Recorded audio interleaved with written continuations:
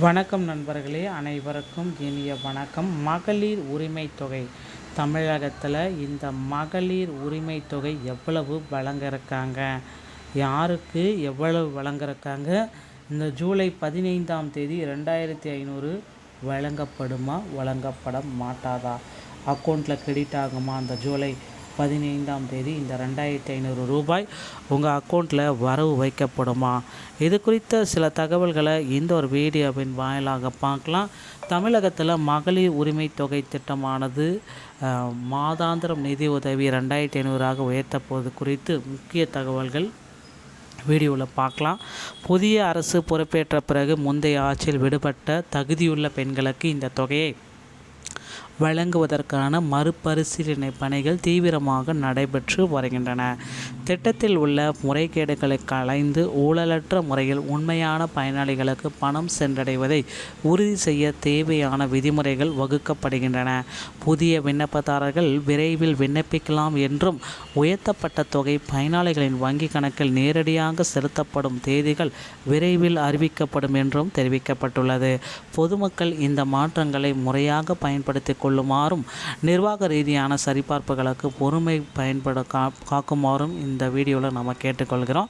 புதிய அறிவிப்பு குடும்ப தலைவிகளிடையே பெரும் எதிர்பார்ப்பும் மற்றும் மகிழ்ச்சியுமே ஏற்படுத்தி இருக்கிறதுங்க. ஸோ உரிமை தொகை 2500 உயர்த்தி வழங்கப்படுவதுடைய பின்னணிகள் என்னென்ன?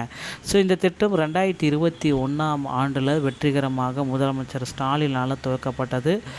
முன்னாள் முதல்வர் தற்பொழுது இந்த வரை இந்த 1000 ரூபாய் வழங்கப்பட்டு வருகிறது. புதிய பயனாளிகள் சேர்ப்பு மற்றும் தீவிரமான மறுபரிசீலனை பணிகள் நடைபெற்றது. தகுதியற்ற பெயர்கள் நீக்கம் மற்றும் புதிய தகுதியான பெயர்கள் சேர்க்கப்படுகிறதுங்க. முதல்வர் ஜோசப் விஜய் புதிய முதல்வரின் நேரடி உத்தரவின் பேரில் 2500 அமல்படுத்தப்படுகிறது. அமைச்சர் ஜெகதீஸ்வரி அனைத்து மக்களையும் சென்றடையும் அப்படின்ட்டு பணிகள் எல்லாமே தீவிரப்படுத்தியிருக்காங்க.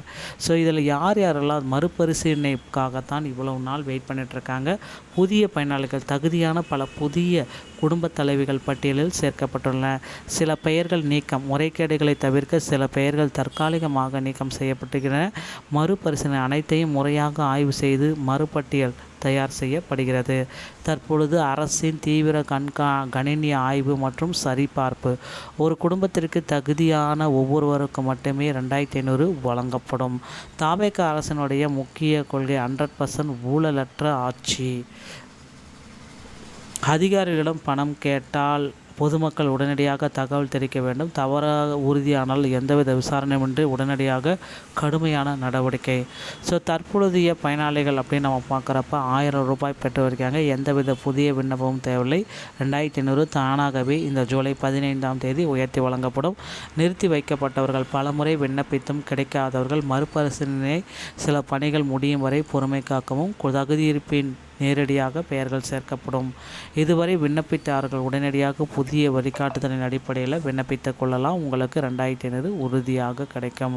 ஸோ 2500 தரவுகள் சேகரிப்பாங்க. தீவிரமாக ஆய்வு செய்யப்பட்டு இறுதி கட்ட பட்டியலை வெளியிடப்பட்ட பின்பு உங்களுக்கு பார்த்திங்கன்னா முழுமையான அப்டேட்டை கொடுக்க போகிறதா சொல்லியிருக்காங்க. ஸோ தாமதமே உங்களுக்காகவே, உங்கள் நன்மைக்காக கொஞ்சம் பொறுமை காக்க வேண்டும். விரைவில் உங்கள் வங்கி கணக்கில் இந்த 2500 ரூபாய் கிரெடிட் ஆகும்.